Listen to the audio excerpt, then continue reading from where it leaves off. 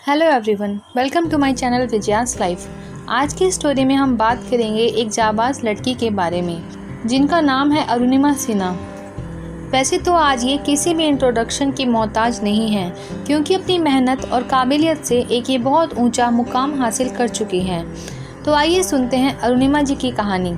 2011 में एक लड़की को कुछ बदमाश लोगों ने एक गोल्ड चैन की वजह से चलती ट्रेन से धक्का दे दिया। और हैरानी वाली बात यह है, जब ट्रेन में उनके साथ ये सब छीना झपटी हो रही थी, किसी ने भी उनकी मदद नहीं करी, कोई भी आगे नहीं आया। बट अरुणिमा सिन्हा जी में एक प्लेयर का जज्बा था जिसकी वजह से वो उन गुंडों से खुद ही लड़ती रही और आखिर में उन गुंडों ने उनको चलती ट्रेन से धक्का दे दिया। ना जाने ऐसे घटिया मानसिकता वाले लोग आते कहाँ से हैं। दुर्भाग्य तो ये रहा कि दूसरी ओर से उसी वक्त एक और ट्रेन आ रही थी। अरुणिमा सिन्हा उस ट्रेन से टकरा गई और दोनों ट्रेन के बीच में फंस गई और दोनों ट्रेन अपनी अपनी गति से वहां से चली गई। और थोड़ी देर बाद जब अरुणा जी ने वहां से उठने की कोशिश करी तो उन्हें एहसास हुआ कि उनका एक पैर कट चुका है और दूसरे पैर की हड्डियां टूट टूट कर बाहर निकल रही थी। रात भर अरुणिमा वहीं फंसी रही, मदद के लिए पुकारती रही मगर कोई नहीं आया। रात में उनके कटे हुए पैर को चूहे कुतर रहे थे और वो बस बेजान सी पड़ी थी। उनकी बॉडी कोई काम नहीं कर पा रही थी लेकिन उनका ब्रेन काम कर रहा था। वो बस आते जाते ट्रेन की आवाज़ और उसकी वाइब्रेशन को फील कर रही थी और बस मन में यही चल रहा था कि ना जाने अब क्या होगा। 7 घंटे अरुणिमा सिन्हा उस रेलवे ट्रैक पर पड़ी रही और 49 ट्रेन वहाँ से निकली। सुबह जब गांव वालों ने उन्हें देखा तो उन्हें बरेली के एक हॉस्पिटल में ले जाया गया। वहां के डॉक्टर और स्टाफ बात कर रहे थे कि हम इनका इलाज कैसे करेंगे। हमारे पास ना तो इस समय एनेस्थीसिया है और ना ही हमारे पास ब्लड है। तब खुद अरुणिमा जी ने कहा कि मेरा एक पैर कट चुका है। रात भर मैं इसी तरह दर्द के साथ रेलवे ट्रैक पर पड़ी थी। आप बिना एनेस्थीसिया के मेरा इलाज शुरू कीजिए। आप यकीन नहीं मानेंगे कि डॉक्टरों और वहाँ के स्टाफ ने सभी ने अपना एक एक यूनिट ब्लड अरुणिमा जी को दिया। बिना एनेस्थीसिया के उनका ऑपरेशन किया गया। वो दर्द अरुणिमा सिन्हा आज भी नहीं भूल पाई है। फिर उन्हें एम्स हॉस्पिटल ले जाया गया। वहाँ 4 महीने उनका इलाज चला।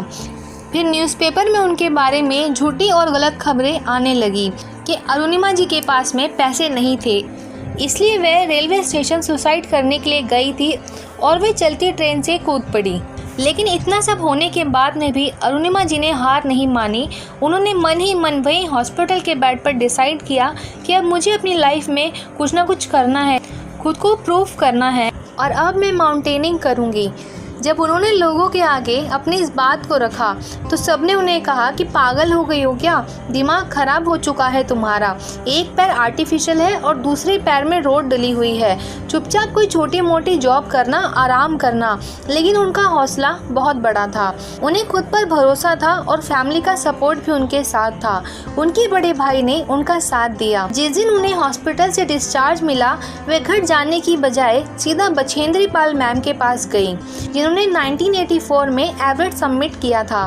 जब बछेंद्री मैम ने उन्हें इस हाल में देखा तो उनकी आंखों में आंसू थे और वे बोली, अरुणिमा तो इस हाल में भी पहाड़ चढ़ने के बारे में सोच रही है, तो अब तो बस तू दुनिया को दिखाने के लिए ये पहाड़ चढ़ेगी, वरना तेरा हौसला और तेरी हिम्मत तो ये पहाड़ चढ़ चुका है। और बछेंद्री जी ही एक ऐसी महिला थी जिन्होंने अरुणिमा पर विश्वास किया कि तुम ये कर सकती हो।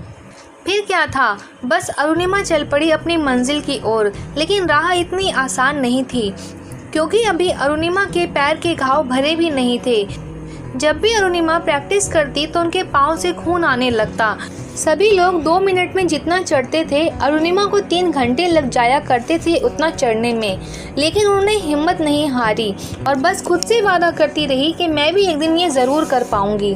और आखिर वो दिन 8 महीने बाद आया जब सब साथ में चढ़ते और अरुणिमा सबसे पहले टॉप पर पहुंच जाती। सब लोग अरुणिमा जी से कहते, एक लेग नहीं है तुम्हारा, फिर भी कैसे चढ़ लेती हो। फिर अरुणिमा एवरेस्ट के लिए गई। वहाँ जब उनके सीनियर, जिन्हें मैं शेरपा कहती है, उनको पता चला कि इनका एक लेग आर्टिफिशियल है तो उन्होंने उन्हें ले जाने से मना कर दिया कि इससे इसकी जान को भी खतरा हो सकता है। लेकिन अरुणिमा ने उन्हें मना लिया। और काफ़ी कोशिशों और एक्सपीरियंस के बाद फाइनली उन्होंने एवरेस्ट सबमिट किया। और आपको ये जानकर बड़ी हैरानगी होगी कि एवरेस्ट के टॉप तक पहुंचने से कुछ दूरी से पहले ही अरुणिमा का ऑक्सीजन ख़त्म होने लगा था। शेरपा ने उनसे कहा कि अरुणिमा वापस चलो, तुम्हारा ऑक्सीजन ख़त्म होने वाला है। तो अरुणिमा ने कहा कि सर मंजिल के इतना पास आकर मैं वापस नहीं जाऊंगी। रास्ते में अरुणिमा को ऐसे बहुत से लोग मिले जिनका ऑक्सीजन ख़त्म हो चुका था। वे लोग बस अपनी आखिरी सांसें गिन रहे थे और उनमें से काफ़ी लोग तो पहले से ही मर चुके थे। जो लोग वहाँ पे जीवित थे, अरुणिमा ने उनसे कहा, अगर मैं एवरेस्ट के टॉप तक पहुँची तो वो जीत सिर्फ मेरी नहीं, हम सबकी होगी। मैं आपके लिए भी एवरेस्ट अचीव करूँगी। और फाइनली अरुणिमा ने एवरेस्ट सबमिट किया।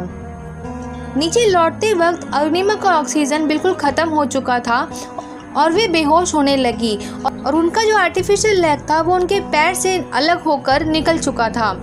उनके शेरपा ने उनकी बहुत हिम्मत बढ़ाई और जैसे तैसे वे अरुणिमा को अपने साथ लेकर नीचे आए।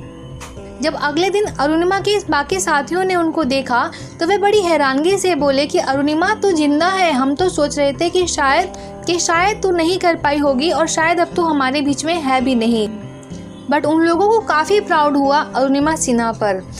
तो दोस्तों, अगर हम ठान लें हमारे जीवन में कुछ करने के लिए और हमारी मेहनत और लगन सच्ची हो तो ऊपर वाला हमारा साथ ज़रूर देता है, बस हमारा हौसला बड़ा होना चाहिए।